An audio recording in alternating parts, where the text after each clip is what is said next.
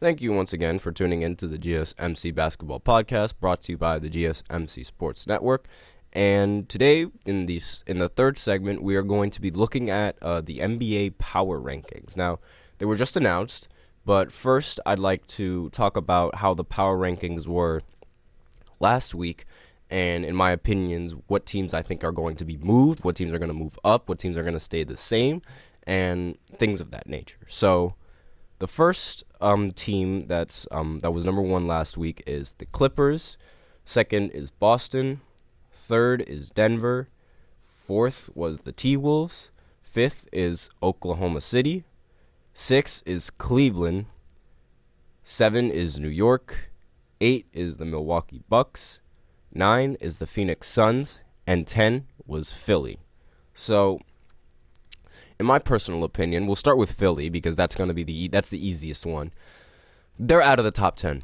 100% without a doubt, they got to be out of the top 10 in these next power rankings because they've shown me that they can't do much without Embiid. Now, I thought that the bench was going to respond in a big way in a lot of these games and respond to Joel Embiid being out. But they haven't been able to do that. They've been losing a lot of their games that they should win, and they would win if they had Joel Embiid. But because they don't, they're definitely going to take a huge tank in the rankings, and they should drop all the way down to maybe 14, maybe 15 in the power rankings, but they're definitely not going to be top 10.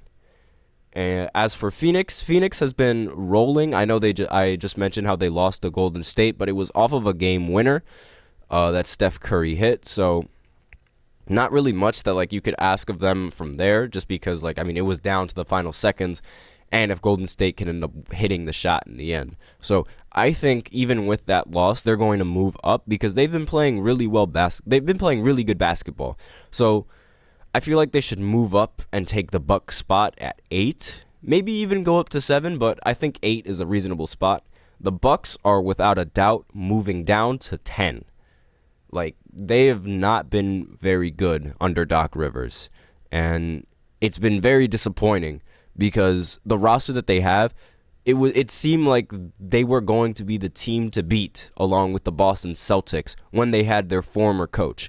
But now that Doc Rivers was put into as the head coach, it's now the entire East is up for grabs right now, apart from Boston. So the next team to beat, it's up for grabs between the Knicks and Cleveland, and arguably the Pacers if they figure out their defense. So with that in mind, the Bucks should definitely move down to 10. And the Knicks, while they don't have their best players, and because they don't have their best players, they should move up. But knowing how they don't have their best players at the moment, I feel like they're going to stay the same. And they're going to stay in that 7th spot. Maybe move down one to the 8th. The Dallas Mavericks we should expect them on the power rankings pretty soon. And they should probably be 10th or maybe 9th over the Bucks, simply because of just how well they've been playing against a lot of these teams and how they've been performing. Cleveland, I expect to be moved all the way up to the top 5 because they've been rolling. They've only lost one game out of their past 19 or 18, and they've been a really good team the last week, so they're definitely going to move up. They should pass Oklahoma City, and they should also pass the Timberwolves, who have not been playing the best basketball, and they've been losing to a lot of teams where they should win, especially OKC. I expect OKC to be moved down to 6 or 7, but the rest of the teams in the top 4, the Clippers, Boston, Denver, and the T-Wolves, they should probably stay the same. And I expect the 1, 2, 3, and the 4 to not change. Maybe flip-flop, maybe Denver is going to be ranked above Boston, maybe. But, again, I think the top 4 are going to be exactly the same. So, with that, I'm going to go ahead and I'm going to open up the other article to see the NBA power rankings, just to make sure that, the page isn't up for some reason, and that's odd. Give me 1 second as I go ahead and fix that real quick, just so I could have the page up. There we go. Now the page is up, and now you can see week 17 of the power rankings as I go through them. Pardon me for that. I have no idea why it wasn't displayed there before. But let's go ahead. Oh, the Boston Celtics move up to number 1. That makes sense. The Clippers, they recently lost to the Pelicans, as I mentioned previously. So maybe that's what caused them to move down. But Boston Celtics, they retake the top spot in power rankings. Makes sense, honestly. They've been playing some great basketball. They also beat the Miami Heat recently. So I'm not mad about the fact that Boston moved up to number 1. They definitely deserve it. I'm not saying that they don't. The Clippers, they're the second.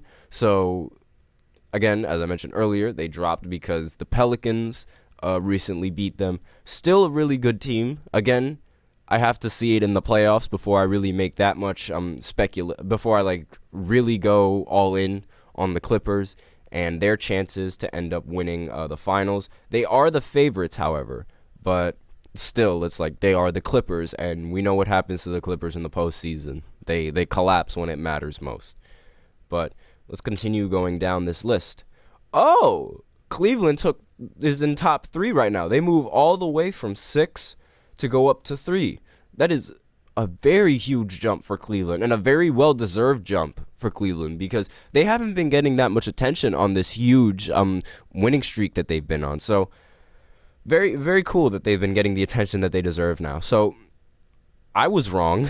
I thought the top 3 was going to stay the same, but turns out Cleveland just jumps from 6 all the way up to 3. So congrats on them. They're definitely a very difficult team to beat, and one of the teams to beat in the Eastern Conference. The Denver Nuggets moved down from 3 all the way down to 4. Not a big jump, nothing to really worry about. The Denver Nuggets, they won the championship last year, and they still hold a high seed in the Western Conference. Nothing to really say about them, because we all know Jokic, we all know Jamal Murray, we all know how good their game is on the offensive side, and we all know how good they are as a team. So definitely, I'm not entirely mad about that. Minnesota, they stay in the 5. They move down from 4 and go to 5, which is honestly something that I expected. I mean, actually, you know what? Scratch that. I didn't expect that, because I didn't expect Cleveland to make a huge jump, but I did expect Cleveland to be ranked above them in these power rankings.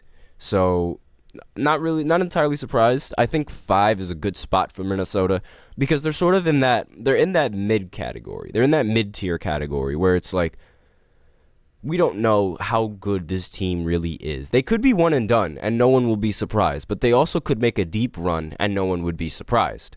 So I think 5 is a great spot for them in these power rankings.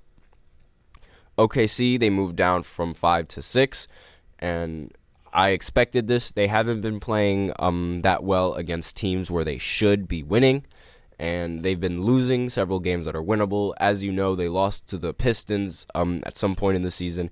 When you lose to the Pistons, there's something that needs to be fixed. There's something wrong. And when they lost to the Pistons, that's sort of when I lost hope on this team.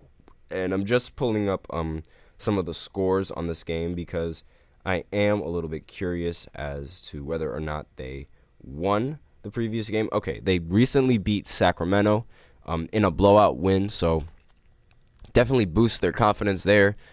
They definitely needed that win, given how they've been playing recently and some of the games that I've watched, because I watched the Dallas game when they matched up against Dallas. They got blown out of the water. The final score was 146 to 111. So, and they cannot be playing like that against Dallas, because what's going to happen when they go up against a team with a great center and a great point guard and great players all around?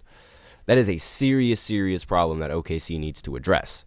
Now, moving on from there, there we go. The Dallas Mavericks, they moved from 14th all the way up to 7. So they were ranked relatively low, but I will say the reasoning why they were ranked that low is because they did not have Kyrie Irving in that lineup for most of those games. So they had to take some losses because Luka Doncic was the only one really performing on the offensive end.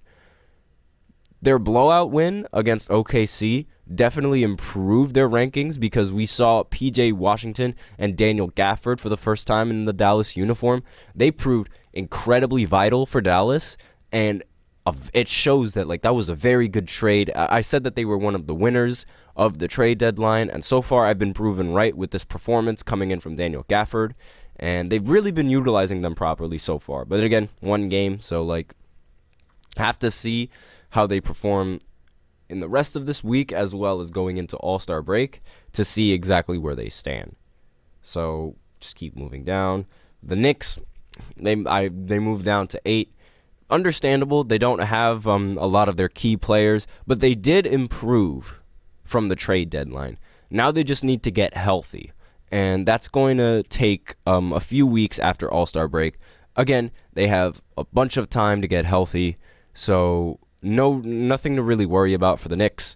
Not a time to hit the panic button. We just have to wait for Julius Randle, Jalen Brunson, and OG Anunoby to get better and put them into the rotation to see what a fully loaded Knicks squad can actually do.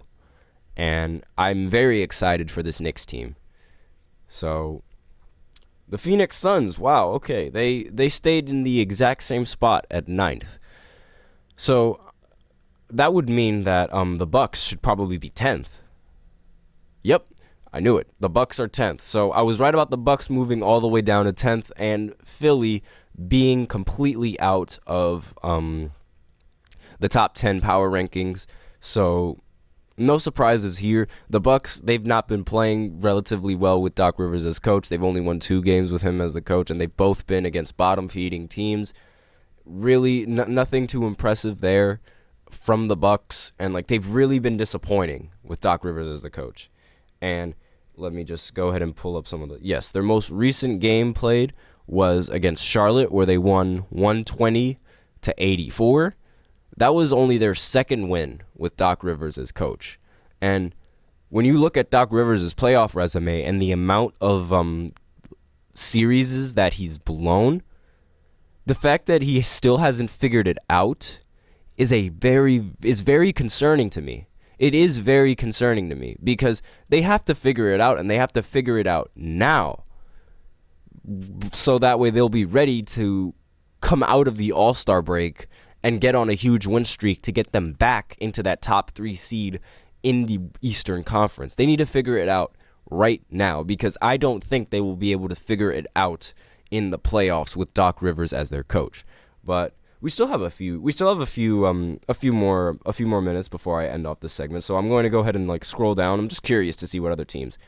The Pelicans, okay, they're ranked 11th, so that's relatively fair given how they beat the Clippers in the recent matchup.